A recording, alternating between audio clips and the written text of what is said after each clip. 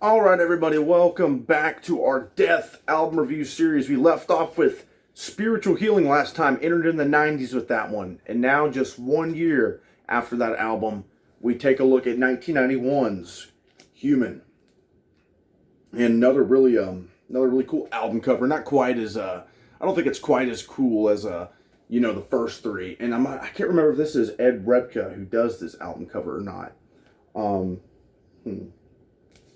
Trying to see if it says it anywhere, but I'm not quite seeing it. This doesn't. I mean, I can see elements that maybe could be Ed Repka doing the art of that, but I don't think that was him who did this one. But anyways, yeah. So the lineup is totally shaken up again here. We have a whole new drummer I'm not really too familiar with. Same with the extra guitar player in that. I know the bass player, Steve DiGiorgio, was actually just on the new Megadeth album, The Sick, the Dying, and the Dead. So that's really the only reason I know him. I've not really delved in. As we kind of talked about, the Death lineup definitely, I mean, it shifts, just kind of, it really fluctuates throughout their whole entire run. But, of course, the one true factor is Chuck Schuldiner in there. But anyways, guys, yeah, so we'll just dive right in here with one of my favorite Death songs out there, man, Flattening of Emotions. That just lets you know what this thing's going to be about right off the bat. Just some insane time signatures here. The dude on drums is just nailing it. I don't think he quite packs the punch as maybe, the drummer off of Spiritual Healing and Leprosy. But, I mean, damn, he's really good on here. With the time signatures, he's really good nonetheless. And I really like this track. It has less of a defining chorus to it. With kind of, it just takes you on all these different turns, and it's showing that the band's talking about some dark stuff on here. About emotions and about the perfect life and all that. People thinking they have it all put together and everything. That's what this song's talking about. And there's just a lot of some deeper stuff. Some psychological elements to this thing, really thinking within yourself and everything that's on this album. In Flattening of Emotions really just lets you, just delves right into that and says, hey, this is going to be some dark stuff here. So then we hop on over to Suicide Machine, another just all-time favorite of mine, man. I love it.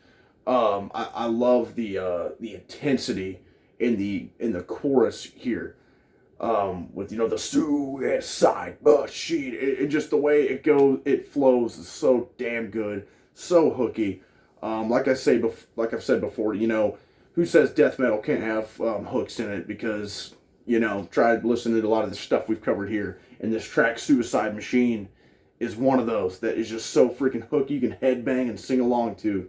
And that's another one that is delving into some darker stuff. Really, they've always talked about dark stuff, right? But they just talk about different kind of, areas that are pretty dark and demented, especially on, the first album, Scream Bloody Gore, which is freaking cool.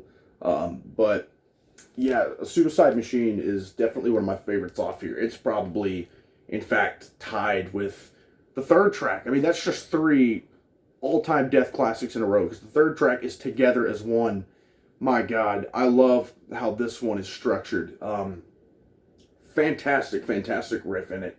I love this is another one with a really hooky, kind of offbeat chorus, together, we could control each other's lives as one, just really awesome. Another badass headbanging, even sing-along tune, because that hooky freaking chorus. And those first three are just some of the best freaking tracks they've ever put out, in my opinion. All-time greats for Death, especially Suicide Machine Together as One. I'll tell you right now, those two are they battle it out for my favorite track off this album. Then we go on to Secret Face, which was one I kind of forgot about, before listening to this again after these, after a while. It's been a minute since I listened to this album. But Secret Face, man, that one just showed what was up and became a highlight to me. And I always remember liking it, but it just really stood out to me this time. Like the way the riff and the build up to that, just, you know, the growling of Secret Face, you know, the way that builds up to that, and just the chugging of the guitar on that one. I absolutely love that song. That is a definite, you know, highlight that maybe wasn't on prior listens to me, but that's the beauty of revisiting these things. You know, you gain more appreciation for maybe tracks that you didn't have, like, or liked, but didn't, you know, absolutely love, or wasn't one of your favorites before.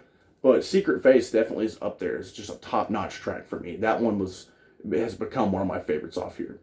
Lack of Comprehension's up next, and that's another solid one. Can't go wrong with that at all. Probably one of my, is down towards the bottom of my favorites here, but it's a really great song though.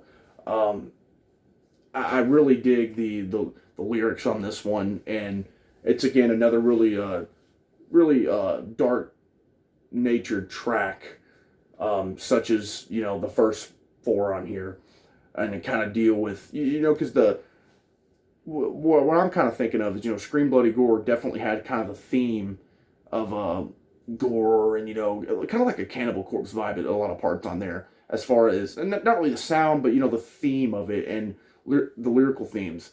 Leprosy also had some moments of, and again, it wasn't all throughout these albums I'm talking about that had those kind of themes, but Leprosy kind of had, you know, the disease and the dying and stuff like that kind of scattered throughout there with Pull the Plug, you know, the title track and all that, Open Casket. And then Spiritual Healing, of course, had kind of like the televangelism kind of theme going on through a lot of it there, and just like the brainwashing kind of theme going on there. This one kind of is to, you know, expand more of what I kind of meant by this one having a bit of a darker side. It's more of like as the album title suggests, just like a human nature, and at least to me, it's kind of what that vibe gives off. And, you know, dealing with life is kind of what this one kind of gives me vibes of, you know, with like the flattening of emotions. Those lyrics especially kind of push that kind of vibe, really kind of make that vibe prevalent on here. But I mean, Lack of Comprehension, again, to get back to it, solid track, just not one of my favorites off here. Then we go to See Through Dreams, and my God, love this one. Another one that kind of jumped out to me again, that after not hearing it for a long time, as just a top-notch track. I love the chorus in this one. The freaking solos are badass as all get out. Very, very heavy stuff. Very freaking heavy stuff. And again, the time signatures, the drummer's awesome on here. He has some really, really complex time signatures all throughout this album. Then we go with their first instrumental, actually, Cosmic Sea.